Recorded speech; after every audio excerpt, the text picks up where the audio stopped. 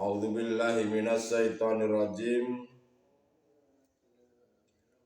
Bismillahirrahmanirrahim.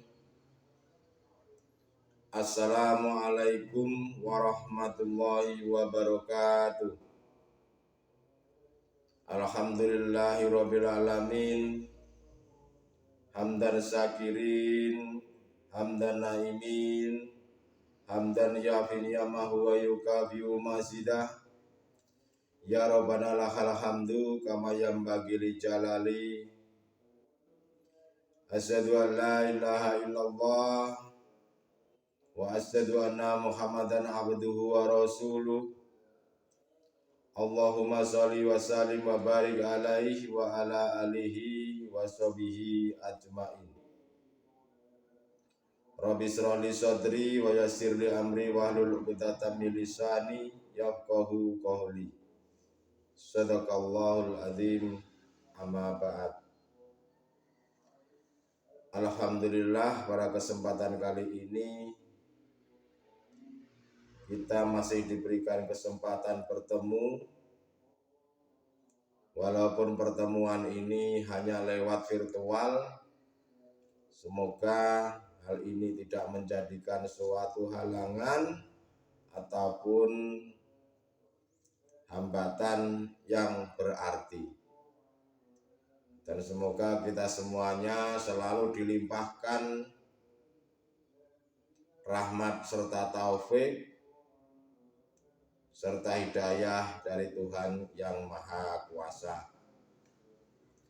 Pada kesempatan kali ini kami akan menyampaikan sebuah bimbingan kerohanian, bimbingan mengesahkan Tuhan untuk menjadikan manusia yang berbudi luhur. Pada hari ini kami akan mengangkat sebuah tema, yaitu tanpa adanya tauhid, amal ibadah manusia, amal ibadahnya tidak akan diterima oleh Tuhan. Saudara-saudariku jamaah rahimakumullah dimanapun Anda berada, perlu diketahui bahwa manusia ini ada dua golongan, di mana golongan yang pertama ini adalah golongan yang masih buta, dan yang kedua adalah golongan-golongan yang sudah tidak buta terhadap Tuhan. Kami bisa menyebut yaitu golongan ahli hijab, orang yang buta, dan golongan ahli suhud, orang yang sudah tidak buta terhadap Allah. Kenapa dikatakan golongan-golongan yang buta? Golongan-golongan yang tidak bisa melihat. Kenapa ada perkataan seperti itu? Karena diri manusia ini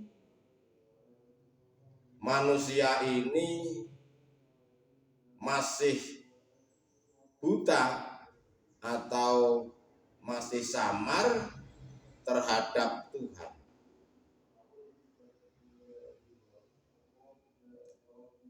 Dan golongan-golongan yang tidak buta adalah manusia yang sudah sampai pada Tuhan. Golongan-golongan yang buta atau ahli hijab itu mereka hanya mengimani bahwa Tuhan itu ada. Hanya sebatas itu. Mereka mengingkari pertemuan Tuhan tatkala di dunia. Mereka banyak menggunakan akal. Mereka tidak mau masuk dalam hatinya. Itulah yang menyebabkan hati mereka itu buta terhadap Tuhan. Bentuknya apa? bentuknya mereka itu tidak mau menerima ajaran-ajaran kerohanian seperti ini, tidak mau menerima ajaran dinul haq, tidak mau mendengarkan, apalagi melihat. Itulah yang menyebabkan mereka manusia itu masih buta terhadap Tuhan. Buru-buru bisa melihat, mendengarkan saja mereka itu tidak mau. Tetapi bagi saudara-saudara yang sudah ahli suhud, yang sudah dikatakan ahli suhud, beliau-beliau itu menerima ajaran-ajaran dinul haq seperti ini. Mereka mau mendengarkan, mereka mau memahami, dan mereka mau menerapkan ilmunya, diamalkan dengan istiqomah. Dengan istiqomah mereka itulah kekasih-kekasih Allah itu menjadi darah daging, hingga di mana-mana pun apa yang dilihat, apa yang dirasakan, apa yang dilakukan, semuanya itu karena lillah, karena Allah semata. Yang dilihatnya di dalam hatinya ataupun pikirannya hanyalah Allah. Itulah bagi ahli suhud. Ya, perbedaannya sangat jauh antara ada tutupnya hati dengan tidak ada tutupnya hati, ya pasti jauh. Perbedaannya sangat mencolok.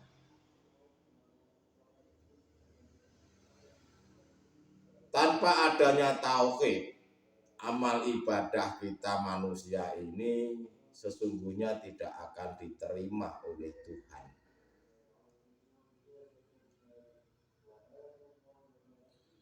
Kenapa sih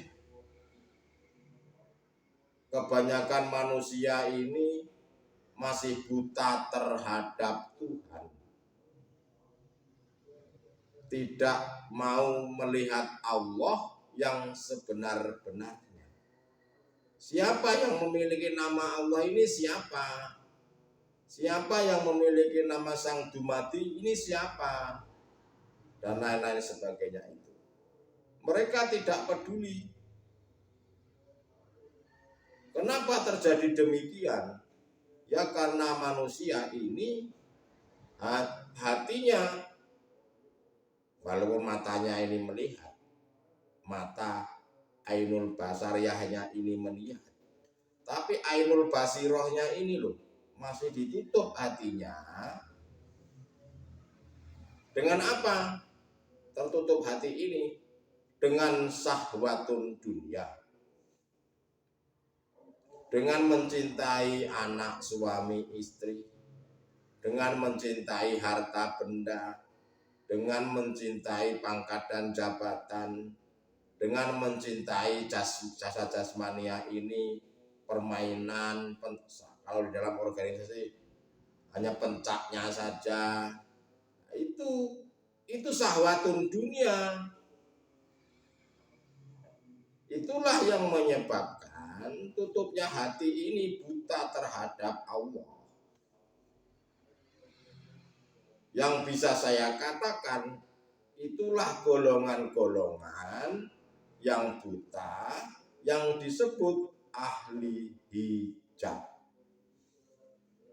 Kalau sudah ahli ya ahli. Profesor berarti profesornya tapi profesor hijab. Nah, itulah saudara-saudara. Makanya saya katakan ahli hijab. Karena masih buta terhadap Allah. Untuk tidak mau dikatakan sebagai ahli hijab, ya panjenengan ini seharusnya ya mencari guru akhirat agar diri panjenengan itu tidak buta terhadap Allah Subhanahu wa ta'ala. Siapa guru akhirat itu? Ya guru akhirat itu adalah mereka yang di dalam penyampaiannya pasti membahas tentang urusan-urusannya hati. Guru akhirat itu pasti dalam penyampaiannya hati yang dibahas, agar diri panjenengan ini bisa kembali kepada Tuhan.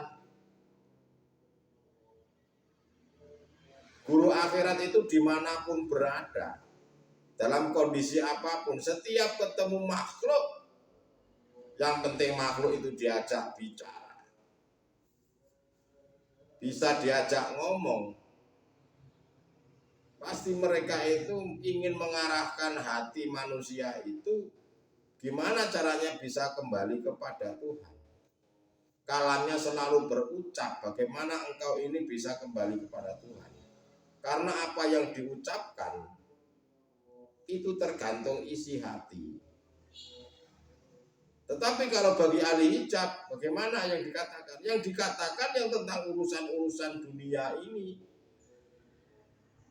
Tidak mungkin berkata urusan-urusan hati, tidak mungkin. Yang namanya saja ahli hijab.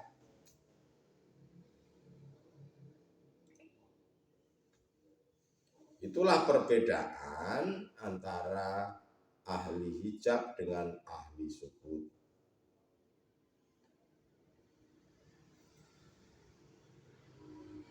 Ya, diri kita ini kalau ingin benar-benar imannya sempurna, kalau diri kita ini ingin benar-benar memiliki keimanan hakul iman, ya kita harus mencari guru akhirat.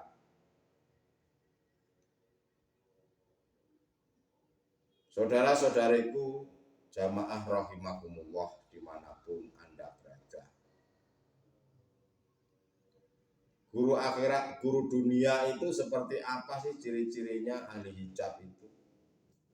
Ya seperti halnya contoh ahli hijab itu kalau beramal, beribadah, biasanya ini ada tendensi-tendensi tentang urusan-urusan nafsu di dalam dirinya. Seperti apa? Contoh, saya ini beribadah, itu harapan saya ingin dimasukkan surga. Harapan saya ingin kaya, ingin hidup enak, ingin hidup berkecukupan, dan lain-lain sebagainya. Itulah ada tendensi-tendensi agar diberikan hadiah oleh Allah Subhanahu wa Ta'ala. Yang dibahas seperti itu ahli hijab, dan ciri-cirinya ya seperti itu. Beramal, membaca apa supaya rezeki lancar, beramal supaya dapat karomah atau bisa kasab, dan lain-lain sebagainya seperti itu. Dianggapnya hal itu benar, padahal itu belum benar. Karena beribadah masih ada tendensi-tendensi selain Allah. Bukan karena lillahi ta'ala. Padahal bagi yang umat muslim, saudara-saudara kita yang muslim, setiap ibadah sholat saja, niatnya saja diakhiri lillahi ta'ala, tetapi tidak paham, tidak mengerti apa makna daripada lillahi ta'ala itu sendiri.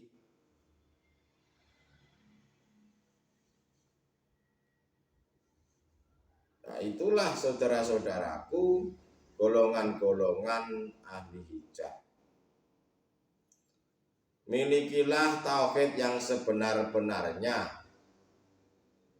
Sebenar-benarnya tauhid, jangan cuma hanya sekedar diucapkan di mulut ini saja.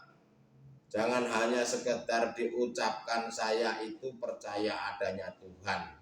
Hanya sebatas itu saja, jangan. Tetapi diri panjenengan ini harus bisa tembus terhadap hidup, yaitu Allah Subhanahu wa Ta'ala. Bagaimana caranya untuk memiliki tauhid yang benar agar amal ibadah kita, agar amal ibadah manusia ini bisa diterima Tuhan? Itu seperti apa memiliki tauhid yang benar? Caranya adalah agar amal ibadah itu diterima, ya janganlah diri panjenengan ini mengakui bahwa yang bisa berbuat amal baik, yang bisa berbuat ibadah itu adalah makhluk. Jangan akui itu, tetapi akukanlah bahwa yang bisa beramal adalah hidup yang memiliki nama Allah. Manusia makhluk ini yang dikatakan makhluk, jangan akui bahwa diri manusia ini yang bisa segala-galanya, tapi lepaskanlah yang bisa segala-galanya, yang bisa beramal, yang bisa berbuat baik dan lain-lain sebagainya. Itulah hidup. Hidup itu di mana letaknya? Ya di dalam diri panjenengan sendiri ataupun di luar diri panjenengan sendiri, termasuk yang meliputi seluruh alam semesta ini hanyalah hidup. Siapa hidup itu? Hidup itu yang memiliki nama Allah, yang memiliki nama Sang Dumadi, yang memiliki nama Sang Maha Tunggal, dan lain-lain sebagainya. Sebetulnya tidak bisa dikatakan, sebetulnya tidak bisa diucapkan. Bisanya seperti bisanya, ya hanya merasakan, mengimani, melihat, menyatakan bahwa yang bisa segala-galanya adalah hidup. Karena Tuhan itu tidak bisa engkau gambarkan, tidak bisa engkau angan-angan oleh sesuatu apapun, karena Tuhan itu bukanlah makhluk. Bisanya ya hanya diimani serta dirasakan, dilihat. Tuhan itu bisa dilihat, tetapi jangan melihat pakai mata basariah dengan akal, ini tidak bisa. Lihatlah lewat hati, lewat ainul basiroh. Namanya saja bimbingan kerohanian, namanya saja bimbingan keluhuran budi.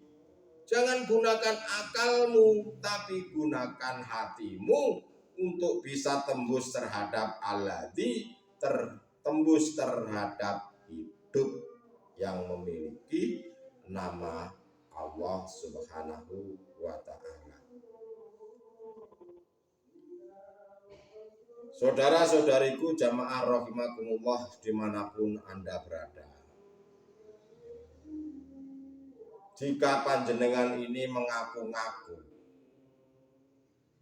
yang punya, mengaku-ngaku, yang bisa beramal, mengaku-ngaku saya ini bisa, mengaku-ngaku saya ini pintar dan lain-lain sebagainya, di dalam hati jenengan masih mengakui seperti itu, maka amal ibadah apapun tidak akan pernah diterima oleh Tuhan. Saya mengaku-ngakui saya punya uang, saya mengaku-ngakui dompet ini saat ada isinya.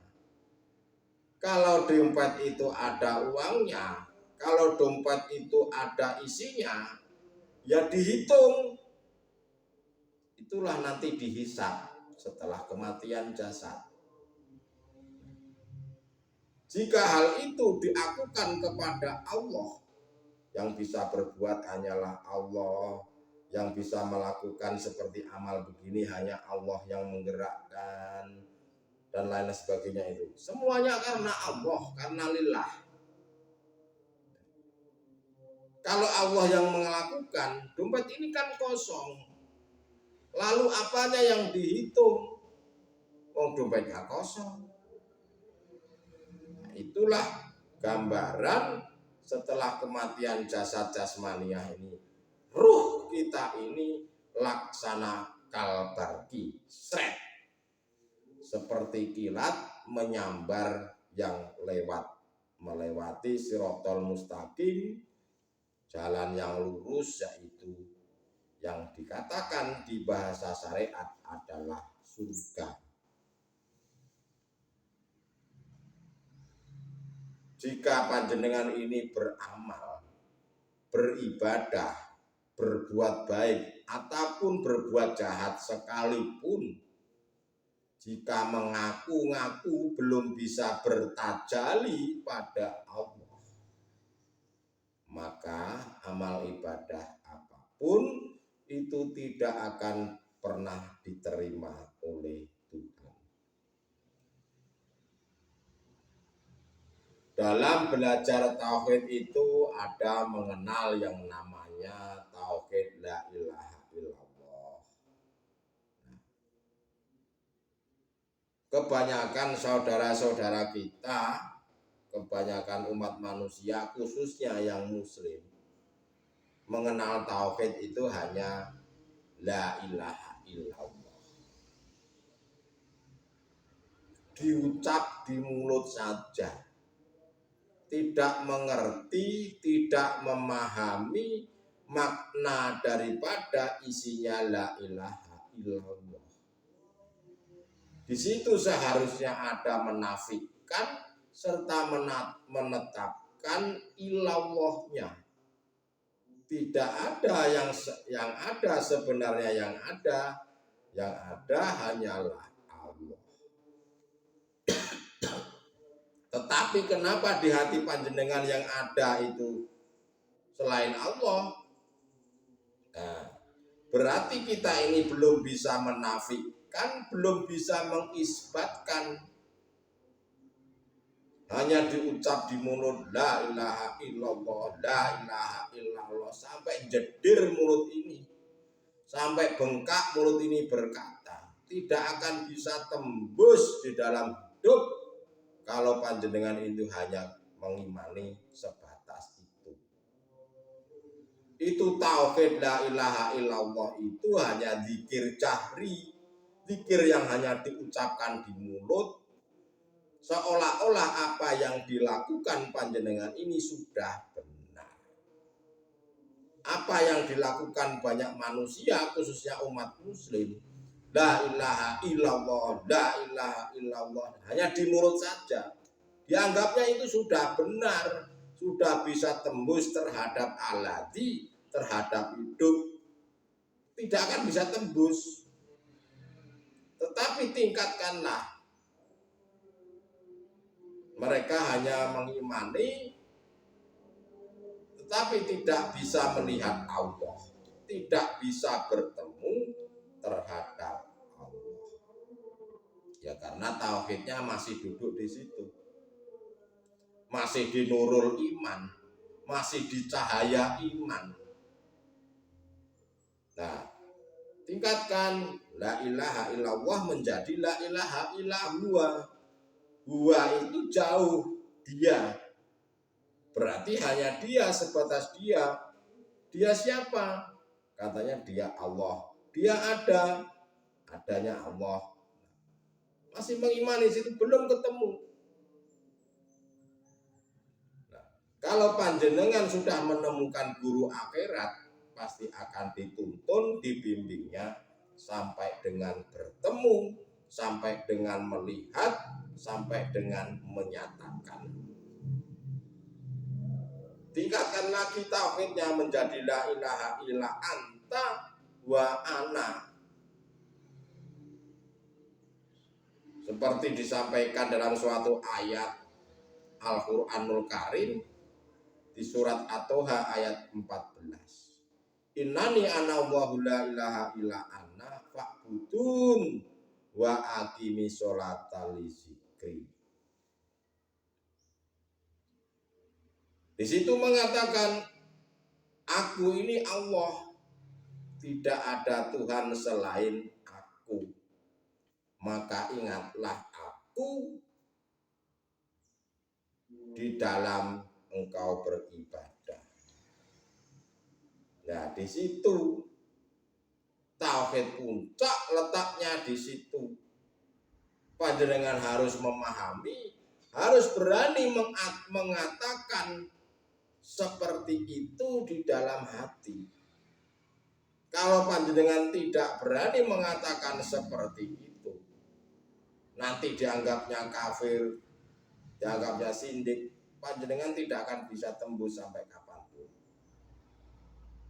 Justru kalau panjenengan tidak mau mengatakan seperti itu dalam hati, untuk pertama kali loh ya, justru kita ini banyak Fir'aun selanjutnya.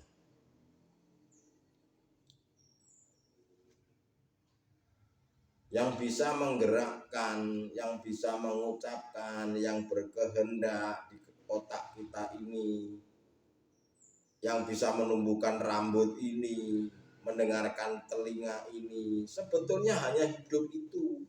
Ya di dalam diri panjenengan, di luar diri panjenengan juga. Itulah saudara-saudaraku, pentingnya daripada guru akhirat yang bisa membimbing hati, yang bisa mengarahkan hati sampai dengan ke alam musyahadah, sampai dengan makrifat Allah, sampai dengan menuju serta bertemu, bahkan menyatakan hanyalah Allah yang maha segala-galanya.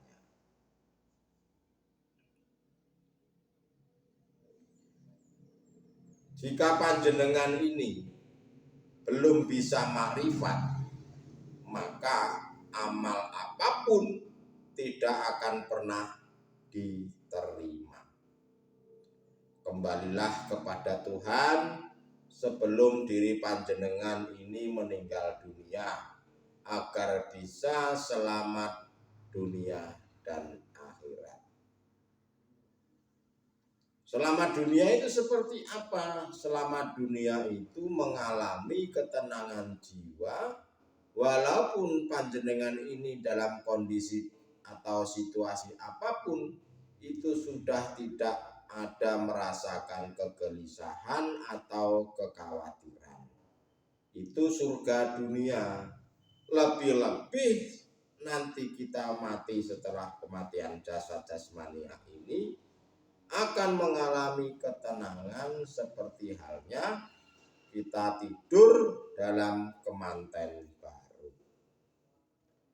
Itulah saudara-saudaraku, pentingnya kita ini bertauhid agar amal ibadah kita ini bisa diterima oleh Tuhan. Bertauhidlah yang sempurna, bertauhidlah yang sebenar-benarnya bahwa Allah itu adalah Ahad, Allah itu adalah Esa. Tidak ada yang lainnya.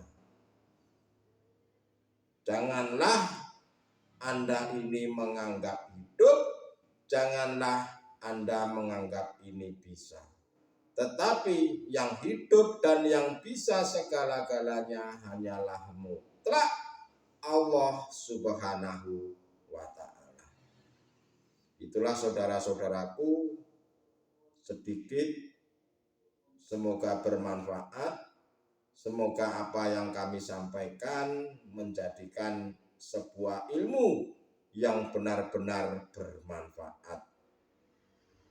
Untuk itu silahkan kasih tahu saudara-saudara jenengan yang belum paham. Jangan dipakai sendiri. Karena apa?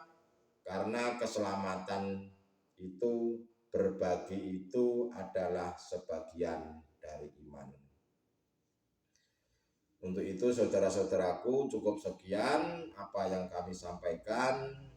Sekali lagi saya mohon maaf jika ada kata-kata yang salah atau yang kurang berkenan di hati di panjenengan. Saya mohon maaf yang sebesar-besarnya. Akhirul kalam. Wassalamualaikum warahmatullahi wabarakatuh.